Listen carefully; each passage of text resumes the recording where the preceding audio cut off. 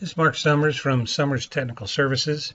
I'm going to run through a simple flow simulation analysis on a cylinder and looking at the transient analysis over time, seeing what the temperature change is doing.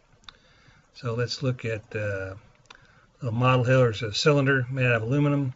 I'm going to flow air over it at 5 meters a second. So to start flow simulation, you have to make sure it's added in. So go Tools, Add-ins, make sure flow simulation is turned on. And if you don't see the tab, you have to right click and turn on flow simulation tab, and so you have access to it. So what we'll do is we'll go to flow simulation and we will start the wizard.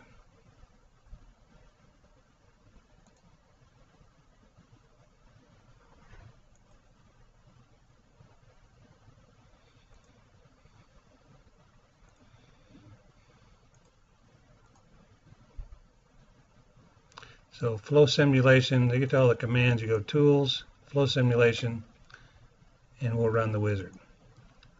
So it runs through a set of questions. We're going to give it a name. We'll call this Project 2. And next, I'm going to use SI units. The only thing I want to change is temperature. I want to see temperature in Celsius instead of Kelvin. In this case, we're going to do external flow over the pipe, so I'll use external. We want heat conduction in solids, no radiation, but we do want time-dependent analysis. Total analysis time is going to be based on what you think your total solution time needs to be.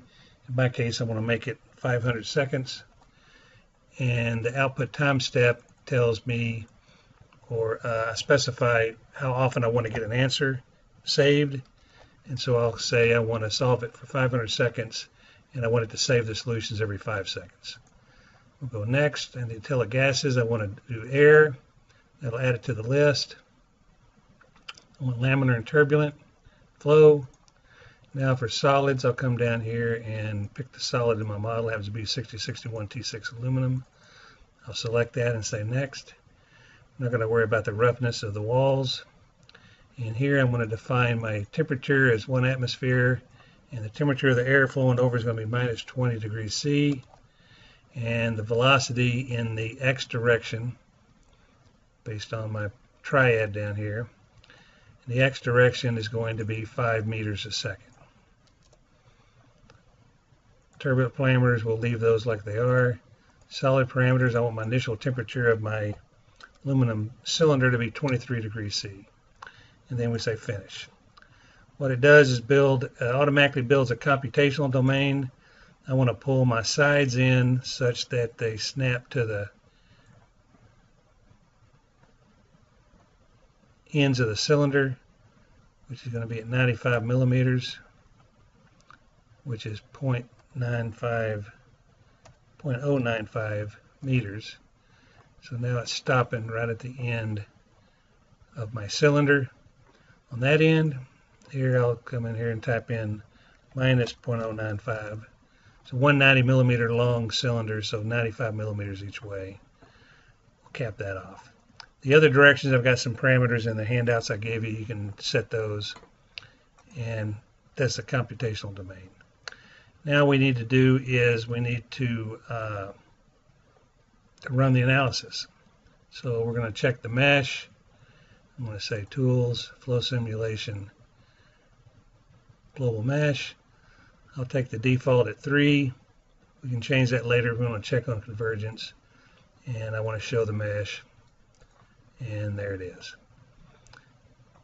So we've told it the flow rate, the air temperature, we've told the initial solid temperature, and now it's time to run. If we want to check our numbers, we go back to Tools, Flow Simulation. I can check on the general settings.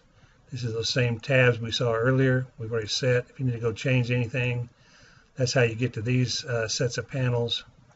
If you want to look at the computation side, you go Tools, Flow Simulation, Calculation Control Options. Let's go through those tabs. So there's my 500 seconds. It's going to run until 500 seconds of physical time goes by. And goals criteria we're not going to worry about right now. Refinement we're not going to worry about. Solving, time step, if you leave it on auto, it's going to be extremely small time steps.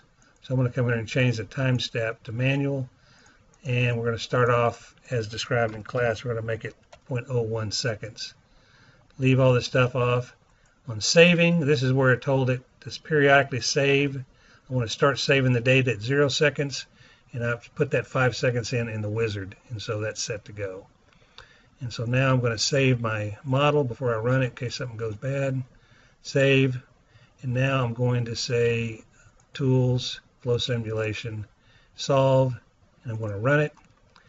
If you started analysis, you probably want to not continue from the calculation. You probably most likely want to say New Calculation and say Run. As the analysis is running, it'll give you any warnings that come up. It's going to give us a warning to say that the time step is not as requested by Solidworks. It wants to use a much smaller time step, but we're going to run it here to save some time. You get an idea on the size of the model, 20,000 fluid cells, 600 solid cells, and those parameters are up there. Here's a computation time. CPU time is how long it's taken to run up to now. This number here is how long it's going to take to compute. And so in my case, it's going to take, looks like 7 hours. So it's going to be quite a long time. Here you can see physical time. So it's got 1 out of 500 seconds done. There's my time step. So you can see these time steps are very problematic when they get small because the computation time goes way up. So we'll have to wait till this thing gets to running. What I'm going to do now is show you how to check your model while it's running and make sure you don't have something missing. This button right here, Insert Preview. We can see what's happening to the model as it's computing and not having to wait till the very end. I'll hit that button. Lots of tabs up here. Normally we want to do manual to set the maximum and minimum values. Front plane is a good choice for our example. When I go to settings, I want to look at, say, I want to look at the fluid temperature. And minimum will be minus 20, and since it's just now started running, maybe I'll call minus 19 to see the minimum value. When you say OK, you'll get this preview, and you can see the air coming in. Looks like it's blowing left to right, which looks correct. Air's coming in at minus 20. As it hits the 23 degrees C cylinder, yes, it's going to heat up on this back side, so that's minus 19. So it looks like it's running reasonably well. What I'm looking for, and so this will update over time. I can watch that, or I might ask for something else. Instead of temperature of fluid, maybe I'll ask for the velocity. So again, I hit this button. Front plane is still good. Instead of temperature, let's look at velocity and see what that looks like. That looks reasonable. It's about 5 meters per second over here. Once it hits this, I got some stagnation here, so it's a little less than 5. Here's that separation point we talked about in class. Back on the back side here, it's a big eddies and vortices back here, so the velocity goes virtually to 0, and then it starts peeling back and starts getting closer to 5. So again, this looks reasonable. If you would have forgot to put that velocity on that previous screen, you would notice that all the velocity was 0, and you know to stop your analysis until you waited till the very end. One more I'll look at real quick. We'll call it good.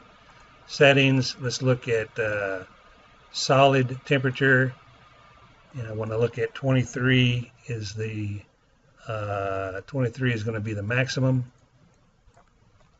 and then I might look at minimum is going to be, I haven't run that long, so I'll just make it 21 and see what that looks like. So over time, this should be going down. It looks like it is a little bit. Let's tighten it up. Let's make it 23 to 22 maybe, so I can see some changes. Maximum is going to be 23. Minimum is 22. See what that looks like. You see it's slightly yellow, so it's slightly cooler at the front and warmer at the back just a little bit. So again, that makes it look reasonable.